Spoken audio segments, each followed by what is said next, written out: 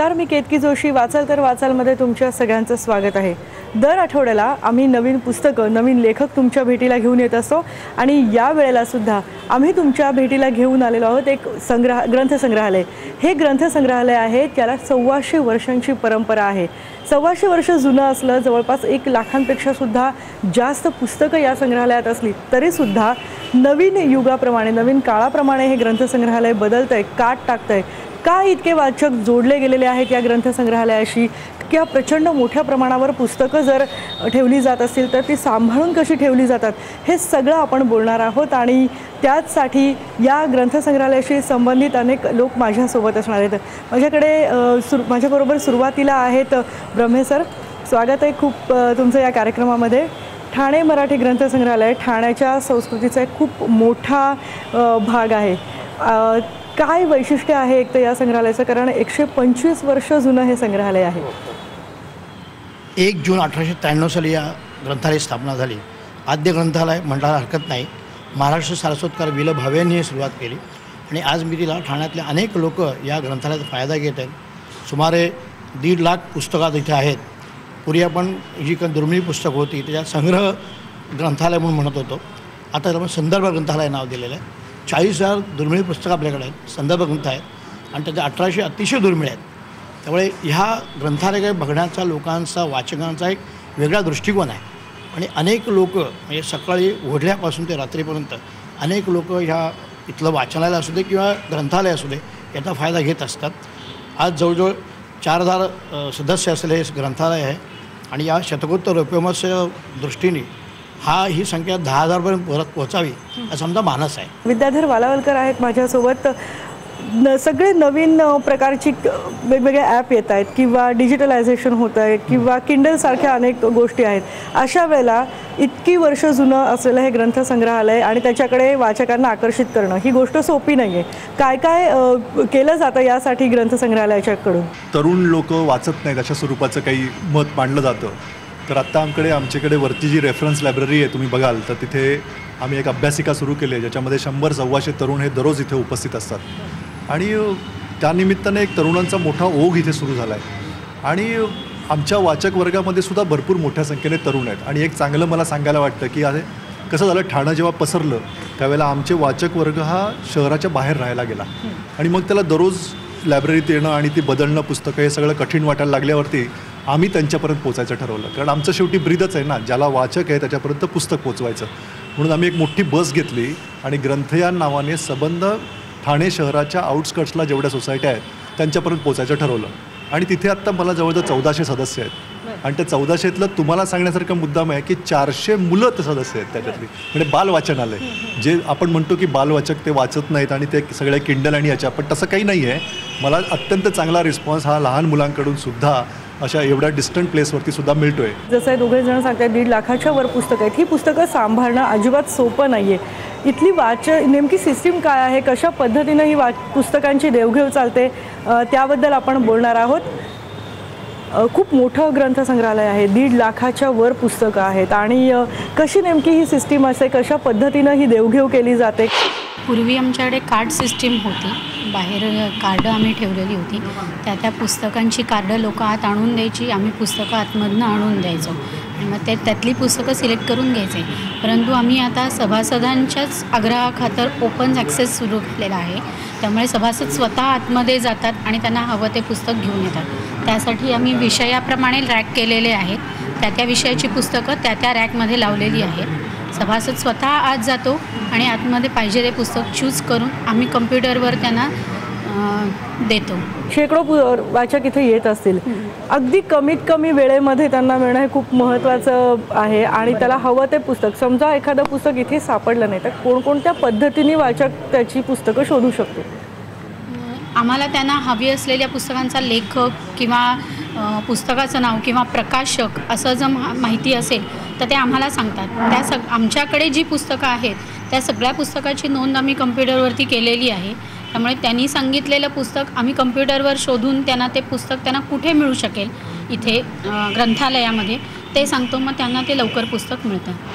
आपण बघतोय मोठ्या प्रमाणावर इथे पुस्तकं तर आहे, त्याची देखरेखसुद्धा खूप करायला लागते आणि साहजिकच आहे, कारण नाहीतर ही पुस्तकं वाचकांपर्यंत पोहोचणं खूप अवघड होणार आहे. आपण काही वाचकांशी सुद्धा बोलणार आहोत. काय सांगाल या ग्रंथालयाबद्दल आणि तुम्ही किती वर्ष सभासद आहात? मी गेले 10-12 वर्ष तर नक्की सभासद आहे. आमची जेव्हा जुनी बिल्डिंग होती तेव्हापासून मी सभासद आहे आणि तेच इथे प्रत्येक विषयाची पुस्तकं मिळतात आणि स्टाफ फार कॉपरेटिव्ह आहे. कुठली लेटेस्ट म्हणजे जी लेटेस्ट पुस्तकं असतात ती सर्व इथे मिळतात. आता यांनी एक चांगली स्टेप आहे घेतली आहे की यांनी रॅकवाईज त्यांनी हे केलेलं आहे आणि त्यामुळे होतं आहे काय की आम्हाला जी स्पेसिफिक पुस्तकं हवी असतात ती काही वेळा शोधणं कठीण होतं. ती त्यांनी जी हे घेतले स्टेप घेतले की लोकांना पुस्तकं जी आता आलेली आहेत किंवा जुनी ती ॲट अ ग्लान्स ते बघू शकतो. पूर्वी तसं नव्हतं. पूर्वी ती कपाटांमध्ये असायची. आपण आणखीही विचारूयात, किती वर्ष सदस्य आहात आणि काय वाटतं ग्रंथसंग्रहालयाबद्दल? 10-12 वर्ष झाली. काय वाटतं या ग्रंथसंग्रहालयाबद्दल? नाही, भरपूर पुस्तकं आहेत जी साधारण आपल्याला हवी आहेत ती आम्हाला मिळू शकतात म्हणजे मागितली तर. इथे खूप कमी लायब्ररीमध्ये असं आढळतं की स्वतः येऊन तुम्ही पुस्तकं घ्या. इथे तुम्हाला ओपन ॲक्सेस आहे, त्याबद्दल काय वाटतं? नाही, त्याच्यामुळे पुस्तक चाळून आपल्याला बघून घेता येतं की आपण एखाद्या वेळ मागतो आणि मग त्याच्यामध्ये आपल्याला हवं असेल ते नसलं की नाही म्हटलं की मग त्यांनाही काढायला प्रॉब्लेम असतो. हे आता आपण प्रत्येक पुस्तक उघडून बघून आहे का आपल्याला आवडीचं काय त्याच्याप्रमाणे आपण त्याचं योग्य हे करू शकतो. मी साधारण 5-7 वर्ष तरी आहे आणि आय एम सॅटिस्फाईड. म्हणजे आता त्यांची ही जी सिस्टीम आहे आपण हात लावून बघून म्हणजे मी असं पाठीमागे बघून काय आहे त्याच्यामधलं आशय काय आहे ते बघून मी पुस्तक सिलेक्ट करू शकतो. हा जास्ती मला बरं वाटलं आहे ती नवीन सिस्टीममुळे आणि मला चांगला एक्सपिरियन्स आहे. म्हणजे असं कधी हे नाही पुस्तक जरी लेट झालं काही झालं तरी काही कोणी हे करत नाही. आपण वाचकांशी तर बोलतोय आणि खूपदा तक्रार असते की लायब्ररी जरी असली पुस्तकं भरपूर असली तरी बालवाचक इथं नसतात. पण माझ्यासोबत एक बालवाचक पण आहे आणि त्याच्यासाठी खास इथं सोयसुद्धा केलेली आहे. काय नाव आहे बाळा तुझं? ईशान अमेय काणे. कुठे राहतोस तू? मी नौपाडा भास्कर कॉलनी ठाणेमध्ये राहते. नेहमी येतोस या ग्रंथालयात? हो नेहमी. काय करतोस आणि इथे येऊन? इकडे डिक्शनरी वाचत बसतो किंवा बुक्स असतात तिकडे ती वाचत बसतो. आवडतं तुला? हो. काय वाटतं? आणि एवढी सगळी पुस्तकं आहेत तर काय वाटतं इथे येऊन? आता इकडे एक इंग्लिश लायब्ररी पण हे केलेली आहे त्यामुळे आम्ही इंग्लिश स्कूलमध्ये राहतो त्यामुळे अजून वाचायला हे मजा वाटते. आणि काय सांगशील तुझ्याबरोबरचे जे मित्र आहेत ज्यांना लायब्ररी म्हणजे काय माहिती नाही आहे, ज्यांना पुस्तकं वाचायची आहेत, त्यांना तू काय सांगशील? त्यांना मी सांगतो की मराठी संग्रहालयात या, मजा वाटेल आणि इकडचे हे सगळे जाम मजेदार आहेत. मला पुस्तकं पण देतात. ओपन ॲक्सेस असल्यामुळे बालवाचक जे आहेत ते स्वतः येऊन त्यांची आवडती पुस्तकं घेऊ शकतात. काय नाव आहे तुझं? नचिकेत. आणि काय करतोयस तू इथे? इकडे पुस्तक बघतोय छोटे, म्हणजे मला आवडतात अशी पुस्तकं. कितवीत आहेस तू? 7वीत आहे. 7वी. नेहमी येतोस इथे? हो नेहमीच येतो. पण आता ही स्वतः तुला हातातनी पुस्तकं काढायला मिळतात, काय वाटतं याच्याबद्दल? मला खूप छान वाटतं कारण आधीच्या लायब्ररीमध्ये नसायचं. या साईड म्हणजे आम्हाला जे आवडतं ते आम्ही बघू शकतो. आधीच्या लायब्ररीमध्ये ते आम्हाला द्यायचं आणि आम्हाला त्यामधून चॉईस करायला लागायचं 2-3 पुस्तकामधून. आता काय आमच्याकडे म्हणजे एवढी तर पुस्तकं आम्ही कोणती पण घेऊ शकतो. आणि काय काय वाचतोस तू? काय वाचायला आवडतं तुला? पण असं लहान मुलांची गोष्टी, डिटेक्टिव्ह स्टोरीज आणि असंच म्हणजे लहान मुलं वगैरे आणि डिटेक्टिव्ह आणि स्टोरी टाईप असतात ना ते तसे स्टोरी आवडतात वाचायला. आणि काय सांगशील जी मुलं वाचत नाहीत त्यांना तू काय सांगशील? तुम्ही खूप म्हणजे आम्ही खूप लकी जे आम्ही हे पुस्तक वाचतो. तुम्ही पण वाचायला सुरुवात करा कारण हे पुस्तक खूप छान छान असतात. आपण बघितलं अगदी छोट्या मुलांपासून हा वाचनाचा जो आनंद आहे तो काय आहे हे कळतं इथे, कारण इथे खूप पुस्तकं आहेत. अशीही काही इथे पुस्तकं आहेत जी खूप जीर्ण झाली आहेत, जी खूप दुर्मिळ आहेत, जी आता मिळणार नाही आहेत. आणि त्यामुळेच ती पुस्तकं तो ठेवा सगळा सांभाळून ठेवणं खूप गरजेचं आहे. त्यासाठीच डिजिटलायझेशनचा खूप मोठा प्रकल्प एक हाती घेण्यात आलेला आहे आणि ते डिजिटलायझेशनचं काम ठाणे मराठी ग्रंथसंग्रहालयात कसं चालतं हे आपण बघणार आहोत. पण एका ब्रेकनंतर. पहा फक्त वाचाल तर वाचाल.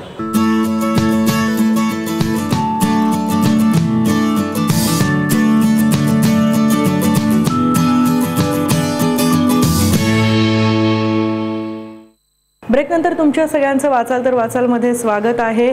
मी तुम्हाला जसं सांगितलं होतं एक खूप मोठं काम ठाणे मराठी ग्रंथसंग्रहालयात चालू आहे. ते म्हणजे आपला सगळा जो साहित्याचा दुर्मिळ खजिना आहे त्याचं संवर्धन जतन करण्याचं. आणि आपण जर इथे बघत असू तर हे डिजिटलायझेशनचं काम हाती घेण्यात आलेलं आहे. अनेक दुर्मिळ पुस्तकं आहेत जी आता मिळत नाही आहेत, जीर्ण झालेली पुस्तकं आहेत 100-125 वर्षांपूर्वीची, जी कदाचित पुढच्या पिढीला वाचायलाही मिळणार नाहीत. अशी पुस्तकं सांभाळून ठेवण्यासाठी त्याचं डिजिटलायझेशन करण्याचं काम सध्या सुरू आहे. आणि हा प्रकल्प खूप मोठा आहे. याचा जो उपयोग आहे तो जे वाचक आहेत सर्वसामान्य त्यांना होणार आहे, पण त्यांच्यापेक्षा जास्त जे अभ्यासक आहेत त्यांना नक्की होणार आहे. अनेक अशी पुस्तकं आहेत जी खूप महत्त्वाची आहेत संदर्भ ग्रंथ म्हणून आणि ती आता मिळत नाही आहेत. ही जी सगळी कामं आहेत ही सगळी काम हाती घेण्याचं काय कारण आहे, काय हेतू आहे, हे काम कसं चालतं हे सगळं आपण जाणून घेणार आहोत. माझ्यासोबत काळे साहेब, काय नेमका हेतू होता, कारण डिजिटलायझेशन कोणत्या पुस्तकांचं केलं जातं आहे आणि का? आपल्याकडे जवळजवळ 20 लाख पानं आहेत आणि हा इतका मोठा खजिना आहे की तो आपल्या वाचकांना उपलब्ध झाला पाहिजे. आपल्या अगोदरच्या पिढीने म्हणजे 125 वर्षे या संस्थेला झाली आहेत, त्यांनी हा खजिना इथपर्यंत जतन करून ठेवला आहे. ही आता आपली जबाबदारी आहे की हा खजिना पुढच्या पिढीकडे सुपूर्द करणे. आता तो करण्यासाठी माध्यम काय आहे तर आहे ही पुस्तकं आज ज्या परिस्थितीत तुम्ही पाहत आहेत ती पाहिली तर मला वाटतं ती आपल्याला हातसुद्धा लावता येत नाही. कदाचित आणखी काही काळानंतर ही पुस्तकं आपल्याला हातीसुद्धा घेता येणार नाहीत. आणि आताचा जो जमाना आहे तो डिजिटायझेशनचा जमाना आहे. सगळी मुलं तिकडे वळलेली आहेत. तर या मुलांकडे आपल्याला ही पुस्तकं जर पोच करायची असतील, त्यांच्यासाठी शिल्लक ठेवायची असतील तर डिजिटायझेशन याला पर्याय नाही. आणि म्हणून आम्ही हा उपक्रम हाती घेतला आहे. हा हाती घेताना आम्हाला जिल्हाधिकारी जे आता आपले डॉक्टर कल्याणकर आहेत त्यांनी अतिशय महत्त्वाची आणि मोलाची मदत केली आहे. जवळजवळ 50 लाख रुपये त्यांनी या प्रोजेक्टसाठी आम्हाला दिलेले आहेत. आणि हे डिजिटलायझेशनचं काम प्रत्यक्ष कसं चालतं ते आपण जाणून घेणार आहोत. अमित शिगवण माझ्यासोबत आहेत.